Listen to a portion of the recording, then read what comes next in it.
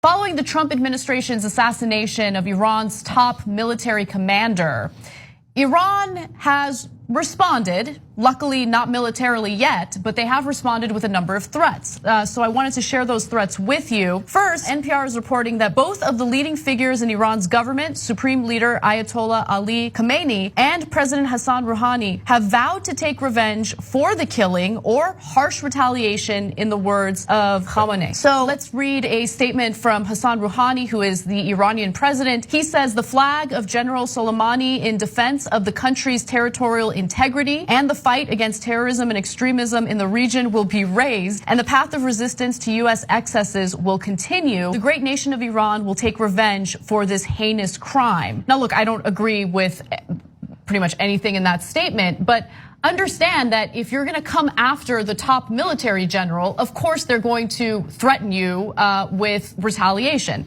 They actually sound a lot like Trump. They do, yeah, exactly. I mean, they cite terrorism, they cite extremism, which is exactly what our government does. Now, Soleimani was a popular figure inside Iran, and even many Iranians who are against the government are likely to be outraged about the targeting of a high-ranking official of their country. No Iranian leader will be able to spare the political capital to engage the United States, at least for the foreseeable future. And that was a statement by a woman who's actually an expert on foreign policy and specifically foreign relations with Iran. I give you that comment because this isn't just about what the Trump administration is doing to destroy relations with Iran or actually lead to escalated tensions with Iran. Even if, let's say, knock on wood, I hope this happens, Donald Trump gets elected out of office and you get a wonderful leader like Bernie Sanders, for instance, it's gonna be much harder to approach the situation diplomatically, right? So that's a huge problem. Because they also have internal politics. Yes. So even if you just name any other person, doesn't matter. Let's say take Elizabeth Warren, if she wins, and then the Iranian leaders go, no, she's more progressive, maybe we can go back to diplomacy. But the people go, no, we want blood. They killed our top hero. And so we don't trust the Americans. So what are you, nuts? Look at what they did in Iraq. Look at what they did to us. Why would you trust the Americans? It creates political pressure on the Iranian government to never work with us. And finally, I want to read a statement from Javad Zarif, who is the foreign minister of Iran. He called the killing of General Soleimani an act of international terrorism and warned it was extremely dangerous and a foolish escalation. He continued to say the US bears responsibility for all consequences of its rogue adventurism. Now, the people of Iran, based on what we've seen online, are not pleased with what happened with this assassination, but it doesn't matter to the Trump administration because they're going to be able to go on the media or in the media, and they're going to completely change the narrative of how people are reacting to this, right? And so here's Secretary of State Mike Pompeo arguing that this was an act of liberation. Yeah. I saw last night there was dancing in the streets in parts of Iraq. We have every expectation that people not only in Iraq but in Iran will view the American action last night as giving them freedom to have the opportunity for success and prosperity for their nations. And while the political leadership may not want that, the people in these nations will demand it. We'll see. So far this morning on the streets of Tehran, we've been seeing pictures, and we have a reporter there. We've been seeing pictures of large-scale anti-American demonstrations following the death. This is in Iran, following the death. We've heard from Iraqi leaders so far condemning the US action. We heard from a French official this morning putting out a statement saying that the world is less safe following the killing of General Soleimani. And the concern there, no one is saying that General Soleimani was a good actor, he was a bad actor.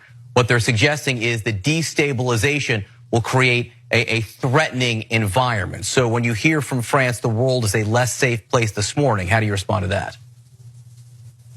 Yeah, well, the French are just wrong about that. Oh, wow, great, real persuasive. He went on to say that the world is safer. I'll get back to that in a second. But let's, you want to know why Soleimani was so popular in Iran and why you see those massive demonstrations in Iran?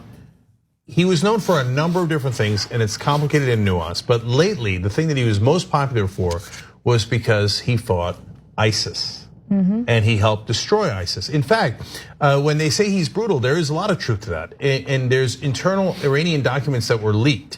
And in the documents, even some of their leaders say, man, Soleimani was brutal to ISIS. And so what he did to ISIS was unspeakable. Now, remember, we also fought ISIS. So that's why these situations are complicated. We have real disagreements with Iran on certain issues. On the other hand, we are aligned on fighting against ISIS. So we just killed one of the top fighters against ISIS. Now, do you hear that all over television? Nope, okay? But that is a fact. Now, that doesn't mean that's the only thing Soleimani did. He was a bad guy in other respects. And so, but that is one of the reasons he was so popular, not just in Iran, but also in Iraq. But I don't want to bury the lead. You saw what he just said. They're gonna be happy because we just gave them freedom. I mean, it's like a parody. If The Onion wrote it, you'd be like, hey, that's a bit much. Yeah. The Bush administration famously said that we would be greeted as liberators in Iraq. Were we greeted as liberators? Did it turn out that way? So when Pompeo says that, I mean, it is so over the top. Berman could barely contain himself saying, we'll see, right? Mm-hmm. But obviously, we did not just give Iraq or Iran freedom, and they're not excited about it, and they're not dancing in the streets. There soon will be bombing in the streets. And the issue is that none of the people, like a couple of Republicans will say that, but they don't care. They're not interested in any Iranian civilians.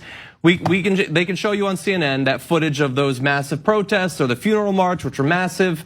And considering the world we live in, later today, Trump is gonna put up a tweet saying that they're dancing in the streets, and it's gonna be footage from like, outside of an NBA championship, and it's gonna get 100,000 retweets, and no one's gonna believe anything again. That's the world we live in. Just briefly, I want to mention that obviously the biggest concern is full-scale war between our countries. Mm-hmm. There's also the concern of cyber terrorism or traditional terrorism inside of the region or against Israel or against the US or in Europe.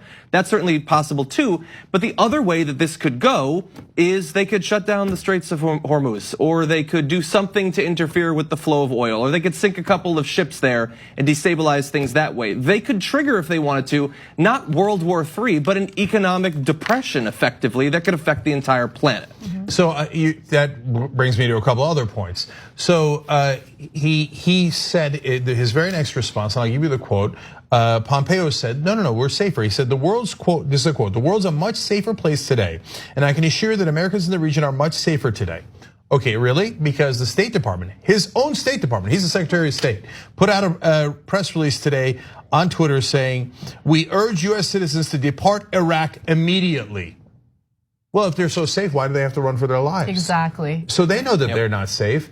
And so to your point about the intelligence, part of the reason we've been saying throughout today's coverage that we don't believe them when they say that Soleimani was in the midst of doing an imminent attack where hundreds of Americans were going to be killed. When asked for evidence later, the government put out a number of possibilities of what they could have done, including perhaps a financial attack in Lebanon.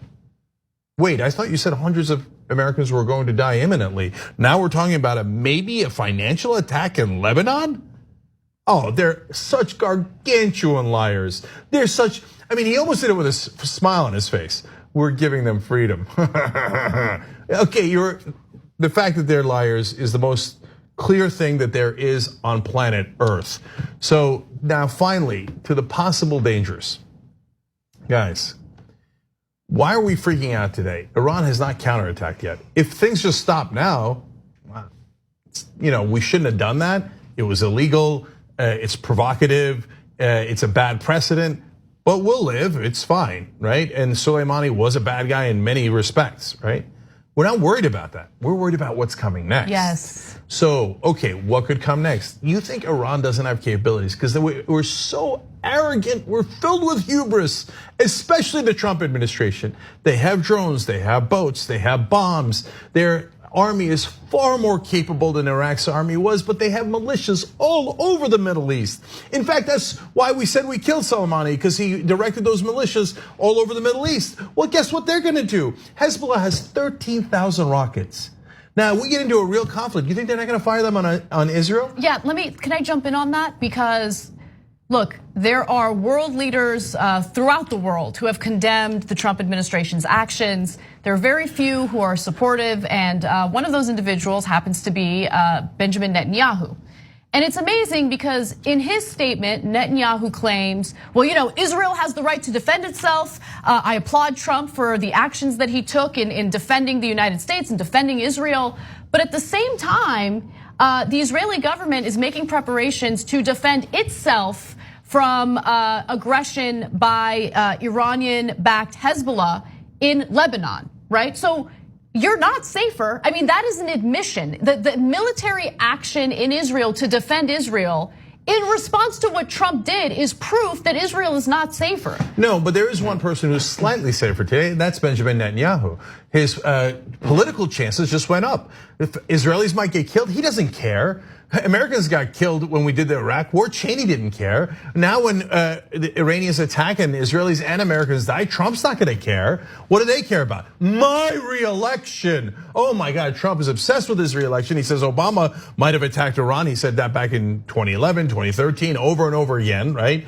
2013, even after the election, 2012, before the election. And he says, I know what Obama would do. He tried to start a war with Iran to get reelected. Now, Obama didn't do that, but look at what Trump just did, right? And Netanyahu, he's like, Israelis might get killed. But you know what? I'm in the middle of a power struggle right now. And if we have a war, the right wing always rises in popularity. These are the most craven, despicable people on earth. They don't actually care about our citizens. All right, and last thing, guys, they have the capability of sinking our ships. Again, we think in our infinite arrogance that they can't. What if they sink an aircraft carrier? What are we gonna do then? There's thousands of people on aircraft carriers. And then America's gonna see red. And we're gonna wanna bomb the living crap out of Iran. And then we're in the middle of the war and no one can stop it. If they sink an aircraft carrier, we're neck deep in a war and no force on earth can stop it. And then we have a war 4 times the size of Iraq. This is why Trump should have never won the presidency. He's too stupid, does not understand the consequences of his actions. All he cares about is himself. I gotta get reelected, I gotta distract people from impeachment. And he's driven by his ego. I'll show the Iranians how strong I am. And he doesn't think through what's gonna happen next. They sink a ship and we're all sunk. So, and it is very, very possible. God help us. Let's hope that it doesn't get to that, but that's exactly what we're worried about.